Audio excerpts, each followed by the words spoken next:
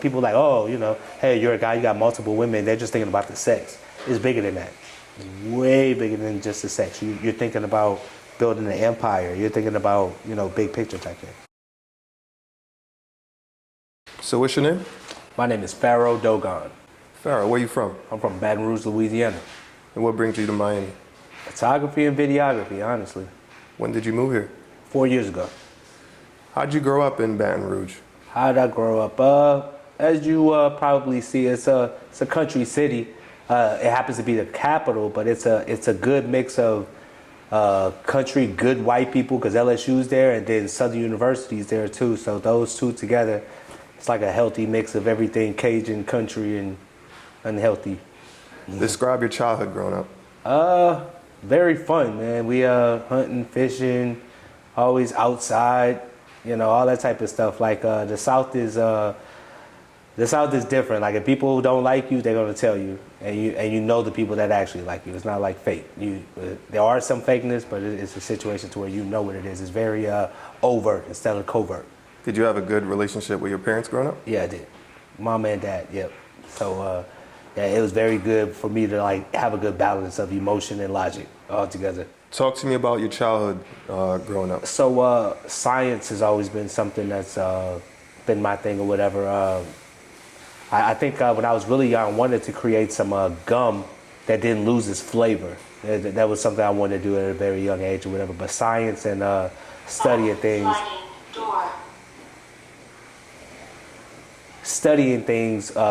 and people has always been a great interest of mine. So I went to school and finished in zoology and chemistry. So I still kind of do it with what I do now because I get to study people and interactions in their environment. So it kind of carries over. So tell us about what you do now. What I do now? What I like to do is create an environment so that everyone can kind of be themselves. In this society now, it's a situation where people kind of have to put on a facade 24/7. And it's kind of disgusting, honestly, because it's like, deep down, and everybody else around them knows that that's not really you. So what I do is I create events, and like I said, an environment where men, women, couples, singles, everyone can come together, be it at a party, be it at a book reading, be it at a speed dating, whatever you want to call it, whatever all parts of life, fashion, fitness, just going out to the beach, just creating that safe space for people to be themselves. And what I mean by themselves is, especially within this lifestyle or swinger thing, this is a smaller sect of even that. This is a situation where you have black men, black women, everybody else in a cohesive thing, kicking it together.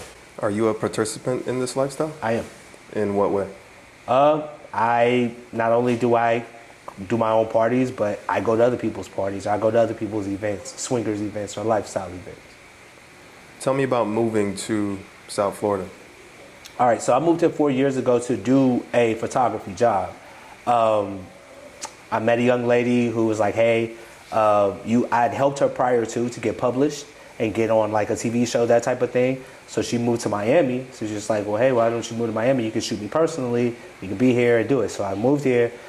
Short story long, I've been there ever since, basically. So my talent, if you call it that, my photography or capturing the moment is what brought me here, if you can, put it simply.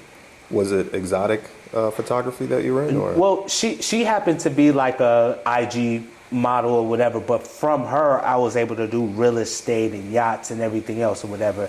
And from those things, I was able to meet these swingers and these lifestyle and all these people, because all of these influential people are in all the affluent places. It just happens to be that. What was your first introduction to sex? My first introduction to sex? Man, in elementary school, I remember a girl like rubbing on my dick.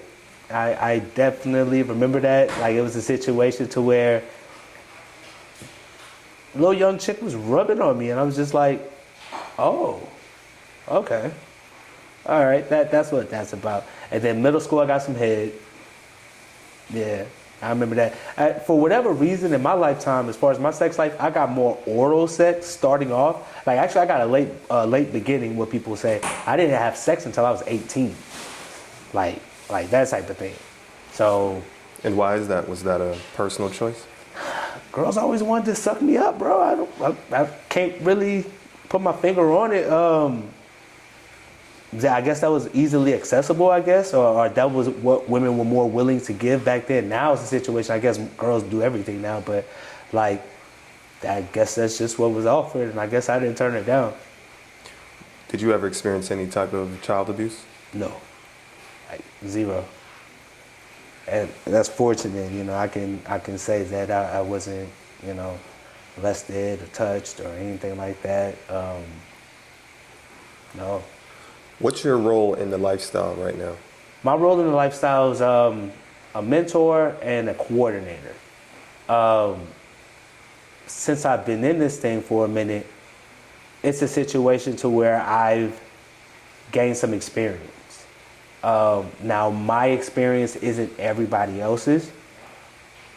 However, I think that I can give a rubric, a platform to kind of start from if you have no place to start from. And how do you give that information? So, little things that we say are hygiene within, or not hygiene, are the norm within the lifestyle, are things that I'm telling people, things that we say are common sense or whatever, like hygiene. Like, okay, you know, maybe you don't know you're supposed to clean up before you go, you know, have playtime. Right. Maybe you don't know that if you're in a group session that maybe you should clean up between playtimes, between people. Maybe you don't know that, you know? Or maybe you need that information reinforced. So it's like those types of things, and also knowing where the parties are, or what to do, what not to do, etiquette. You know, those types of things are like, those things can make and break you within this lifestyle. And you're a part of an organization, correct? Correct. The name? Black New World Order. Yeah. Tell me about Black New World Order. So it's an acronym, BNWO. Black, of course, for who we are. New being something refreshing, something that, like I said, there's nothing new under the sun, but this is a reinventing of it. This is a reinvigoration of it. World being where we are, this planet that we live on, an order, a code, a way in which to act, a way in which to interact with one another, a community. And we're looking to push that movement in all the walks of life, or all the forms of society, fashion, fitness, food, finance, all of those types of areas. Those are areas that we want to talk about what we're doing. And what would you say the mission statement of this organization is? The mission statement is to move, like I said before, it's a situation for everyone to live their truth and to be who they are from the beginning. Like no denial. That's really what it is. No denial. Be who you are. Now, we're forever growing, right? So it's hard to say that you're something, you know, on a conclusive basis. Right. Right? So in what ways does your help look like? Okay. Practically. All right. So, case in point, I'll get a DM from somebody. I'll get it. Most likely it'll be a couple. And they'll say, hey, we are coming to Miami, and we want to book some time. We want to have either a party at our hotel. We want to either go to a swinger club. We want to meet some cool black kings, right? So I'm a personal concierge of sorts. They're going to need pictures. They're going to need yachts. They're going to need all the accommodations or whatever. I make that happen as far as the full holistic experience. So hopefully that answers your question as far as practicality. Are you spiritual or religious? Spiritual, definitely. And how does that play a part in? Well, I mean, it's a sharing of energy. You know, it's I come into it with the real intention of wanting to help. At my parties, at my events, these are VIPs. These are people who have a lot to lose. So let's say it's a doctor or lawyer or something like that, and they don't get to really. Let's say he wants to be this beta, in this type of environment. Mm-hmm. In his regular life, he's always alpha all the time. So to be in this safe space and to see the relief on his face or his wife's face when she's getting pleased, that type of thing, that is what gives me the good thing to keep on doing what I'm doing. And how long have you been doing this? This is about 7 years now. What makes you successful at this? Persistence, my network, and good luck. How do you know Go-Go?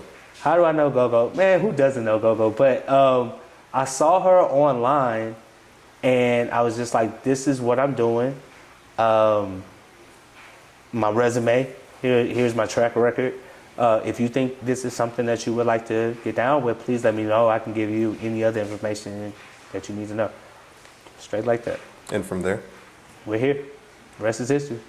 How long have you known her? It'll be about a good 6 or 7 months now. Yeah, not that long.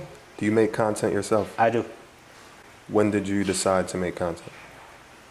Well, I have been doing videos. I mean, as guys, I mean, whenever you got a girl over or something and it's cool, you're going to film it. But I think now, if it's a situation to where I can use it as a teaching tool and get compensated from it, it's kind of a no-brainer. And I think I started doing content officially a year ago, maybe, something like that, officially, as far as putting it all and doing all the editing and everything else that everybody else does. I would say about a year ago. Does your parents know that you do Yeah, sex they work? do. What Yeah. are their thoughts? I mean, my dad's just be smart about it. My mom's just I knew or something, because I've been I'm myself, you know what I mean? I've always been, girls have always acted a certain way around me, and my mom always knew that. So it's kind of, they weren't surprised. What are you known for in your videos? In my videos, interracial cuckolding. Should I? For All sure. right. So cuckolding is a situation to where you have, let's say you have a couple, and then they bring in another man. In most respects, or in some respects, the cuckolding is recognizing that couple, the man in that couple is recognizing that he is inferior in some way to the other guy that they're bringing in. And in most cases, it's a black guy. Okay? So by bringing in this other guy, and when I talk about the no denial, you have a lot of relationships, the vanilla stuff, where guys can't please their wife and they don't please their wife, or whatever the case is, erectile dysfunction, whatever's going on, and they can't really talk about that. Or maybe he has no health problems, but he still doesn't please her. Maybe, he has the right size and everything, but the sexual aspect of this man, there's so many dynamics to this thing. So I'm known for exploring the interracial aspect of cuckolding, which is introducing a black man or a black woman into the sexual atmosphere of a couple having sex, or a single having sex. You said most of the times it's a black guy. Why is that? Well, the racial aspect of it is here. We don't shy away from it. It's not anything that we kind of, gloss over. We understand that there's a big racial elephant in the room at all times. If you look at the algorithms for porn, the BBC and interracial, that is what people are looking for and paying for. So why is that? Why is it that that's the most paid thing or look for? Why is it? So we go into that. And the why is because it's a racial thing. We don't live in a post-racial society. We do not. And if we did, I wouldn't have a job. Do the black men get compensated fairly, in your opinion? They can, yeah. And my philosophy is always to be the hammer and not the nail. In this situation, you can set yourself up to where you can't get compensated for your time, because this is a luxury. If everybody could do it, they would do it. This is a small, to be in the lifestyle, to be a swinger, that's already an affluent badge in your chest, already there. But to move to this is even smaller. Everybody isn't into it. We don't want everybody into it. This is a very small group of people, and we like it like that. What are some of the more popular places to meet other swingers or other people in the lifestyle? In Miami?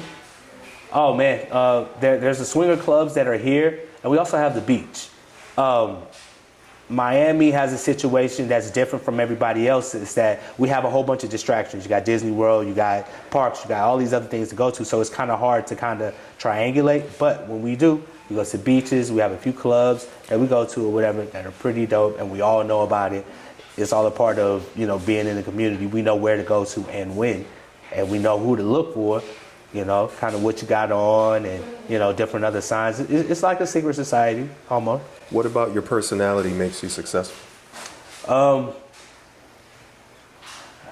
My wanting to know why, the motive behind things, that was always important to me. The childlike inquisitiveness about me. I have to know why it's going on, what's going on with it, and the luck of things. I'm pretty lucky in the sense that whenever I'm provided with a situation, I have a skill set I can use within it to make it happen or whatever. Just being useful, or being, you know, being a good situation, being able to be a good option in every situation. What word describes your sexuality? Intuitive. I like to think it out before. Yeah. What drives you creatively? What drives me creatively?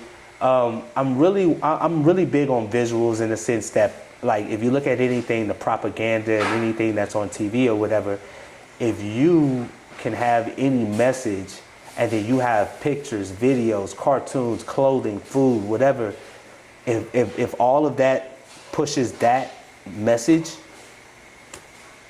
you know, that's where my head is. Not just, you know, yeah, the sex is great. Please don't get it twisted. It's awesome. But I like the concepts. I like the storyline. I like the things that connect everybody together and everything together, because that's what makes it real to me. Do you get approached by fans? I do. What are some of those fans like? The fanatics, the stands. It depends, man. I mean, I have cool couples that come up. You know, they're like, "Hey, how you doing? I see your content. You know, what can we do to, you know, meet up or whatever?" And depending on what the energy is, we can do that. On the negative aspect of it, and that's why I always say it's better to be the hammer than the nail. It's like, if you're not coming to me correctly, you get nothing. You can watch all that stuff back on Twitter and all the other stuff. Enjoy. But if you don't come at me correctly, it's not happening. Is it hard to maintain a relationship in this lifestyle? It's a challenge. But anything worth having is. Are you involved currently? Such as, okay, for me, I would have to tell my woman or my women, hey, this is what it is. I make content. If I'm choosing to have a main woman or main women, you know, they have to, you know, that's being in a relationship with one woman is a challenge in itself. And I'm polygamous to a certain extent. So I'm like, I'm going to have multiple women. They're all going to know about it. I'm not going to hide it, nothing like that. So that's a challenge in the sense of finding women that mesh together.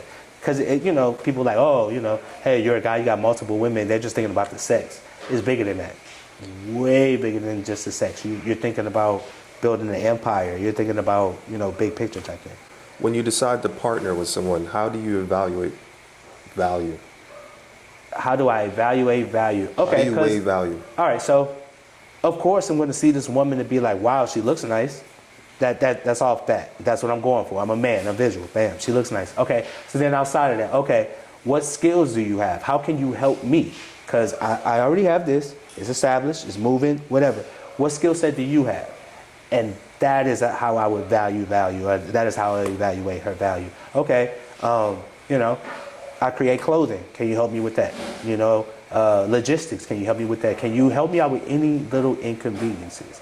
And have a great attitude, be appreciative, because I'm gonna take care of you. I'm gonna make sure you're good.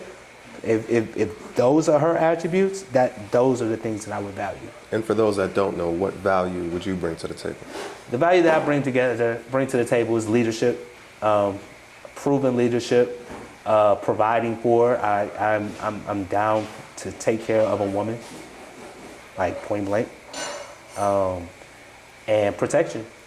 You know, and that's not just, you know, a big bear is coming, but like protection, like of helping you protect yourself against yourself type thing.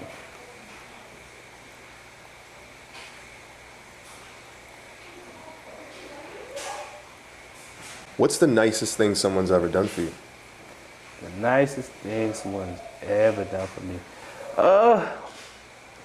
Probably tell me the truth about things, about something. to pull me to the side and tell me, you know, hey, you thinking this is that, but this ain't that. Yeah, telling me the truth. Like if my old heads bring me to the side and tell me about something, yeah, that's probably the nicest thing somebody could do for me. Tell me about the happiest time in your life. The most recent, most happiest time I had in my life, I jumped out of an airplane, what was that, like 4 days ago? What was that like? Well, I can say I felt something like that before, but I've never felt nothing like that before. That is I recommend that to everybody. I really do. That was an experience like no other, dog. We like hard-wheeled out of the plane, and to feel your body or the bottom of your feet touch something and then not touch something, and then the earth looking down. Like when you say perspective, yeah. You know what I mean? Like this life is fragile. You know what I mean? It can really be over any given time, man. Like today, I'm still on that adrenaline rush. I still get goosebumps from it now, bro. Like, and that was still 4 days ago. I'm still riding that. So it's like, I had a vigor for life, a zest for life prior to. You know what I mean? I was shot before. You know what I mean? Somebody tried to rob me for some weed, right? So I felt that. The white room or whatever, the silence or whatever. That's why when I say I've never felt nothing like that, I have at that point. But this was conscious within my person, you know, in my faculty, and I'm just looking. Because at first when you flip out of the plane, I'm looking up at the plane momentarily, and then we flip over, and I'm looking down at the earth, and it's just like, yeah. It's real. Yeah, you know what I mean? Like it's okay.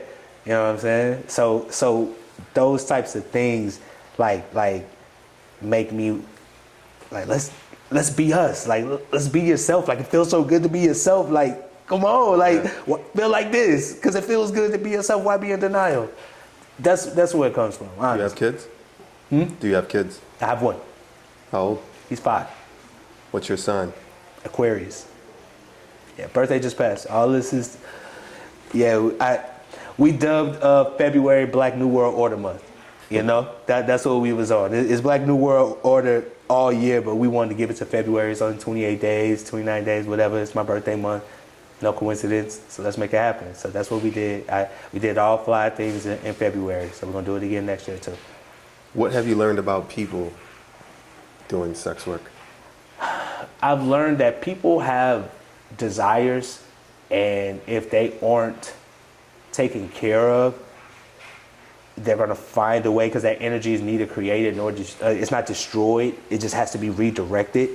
Like for instance, I got an email the other day from a guy. He's like, "Hey man, I want to see my wife get raped by 10 guys." Is it that you want to see your wife get raped by 10 guys, or do you want to see her get pleased by 10 guys? I would rather see her pleased by 10 guys. Oh, okay.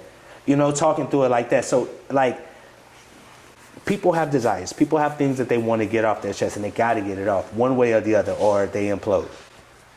So.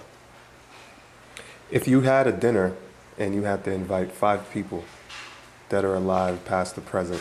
Me. That one. Got to invite that one. Let me see. So you got 4 more.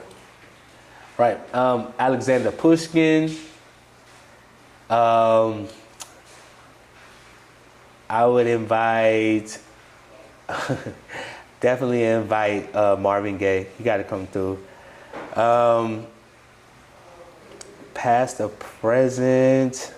I got 2 more. Let me see. I would invite Mike. And then lastly, Malcolm. Who is Alexander Pushkin? Alexander Pushkin is basically the reason why Russians speak Russian. Like what they speak is a black dude. He taught them Russian. Like he's the reason that they speak Russian. Yeah, so I would want to meet that dude because his brain is on some other whatever. You know what I mean? So he taught the Russians Russian. Where is he from? Russia. I think. I need to do some more research on dude or whatever, but he was over there. Black dude. Way back in the day. Yeah. 4 places you'd like to visit that you haven't been. 4 places that I would like to visit. I want to visit Botswana. I've been to South Africa, but I haven't been to like Botswana. I want to go to Mali and like spend like extra time there. Let me see, where else? Australia. I want to go check out them Aborigines cats, go see what they got going on. And lastly, last place I go visit to stay for any period of time probably be probably Colombia somewhere. 3 tips for the next generation of content creators. Figure out what lane you want to attack, and when I say attack, I mean attack it as if it was something that you really, you know, because if this is your art, I won't be able to attack it, like really get it all out. Another tip would be consistency. That's easier said than done, but you need to have a strategic way of getting out your content in whatever form and media that you get it out. And lastly, have fun doing it. Because if you have fun doing it, it translates to that. It translates off screen and on screen, that type of thing. So those would be my 3 tips. 2 people in the industry that you'd like to see on the show. 2 people in the industry I would like to see on the show. Well, you already got Go. Let me see. I would have, let me see if he's, I think he's using that name.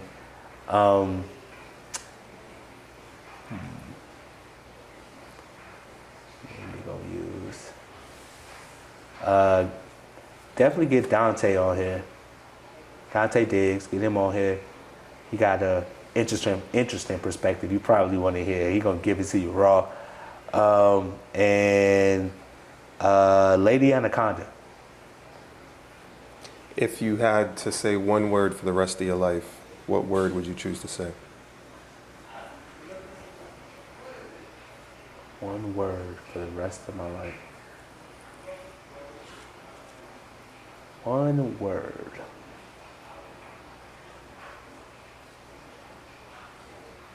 Justice. I want to thank you for your time. I appreciate you, Pharaoh. Thank you for having me. Much love.